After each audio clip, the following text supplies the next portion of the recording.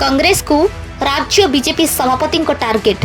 National Herald मामला रे कांग्रेस नेता राहुल गांधी और सोनिया गांधी विरोध में ईडी चार्जसीट दाखल करने पर कांग्रेस पक्षर विभिन्न स्थान में विक्षोभ प्रदर्शन करा जाउछि।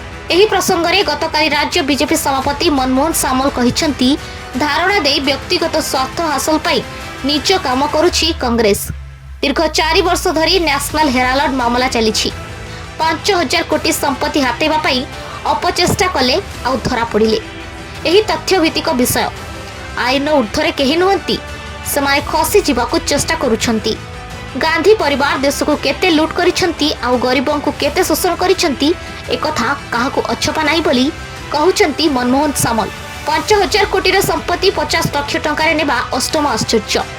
एवं ईडी को मध्य धमकाइबाकू पछाउनांती गांधी परिवार। रक्षक होई भक्षक साजिले लोक छाड़िबेनी। सरकारी अर्थ को एटीएम सजाइथिला कांग्रेस। सेपटे द्वितीय दिन में ईडी हाजर नहीं रॉबर्ट भद्रा। तेबे गतकाली भी बीजेपी सरकार उपर बर्षिछंती रॉबर्ट। हरियाणार सिकोहपुर जमी दुर्नीति मामला रे ईडी रे हाजर हेबा बेले रॉबर्ट कहिछंती आमे काहाकू डरुना, लोकंक कथा कहूछु, लोकंक समस्या देखाउछु, तेणु टार्गेट रो शिकार हेउछु। ए सबु समय खेल। आज आमे हैरान हेउछु, काली सेमानको पाଳି पड़ी पारे बोली कही भविष्यतर इशारा देइछंती रॉबर्ट।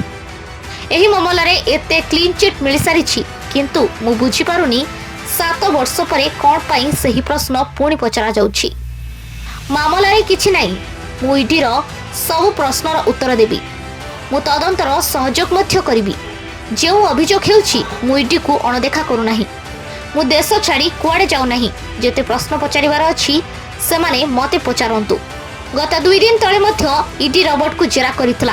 रॉबर्ट कहिथिले मामला रे किछि नाही, 20 वर्ष रे मु 15 थर ईडी रे हाजर होई सारिलेनी। आ सेमाने मते प्रति 10 घंटा रु अधिक समय जेरा करंती। मु सब प्रश्नर उत्तर दी, सबुतरे सहयोग मध्य करे।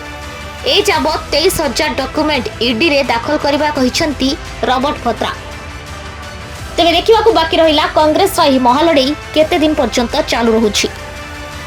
ओडिशा जर्नल आपणक खबर आपणक स्वर। आम सह जोड़ी रहिबा पई आम चैनल को लाइक शेयर सब्सक्राइब करंतु।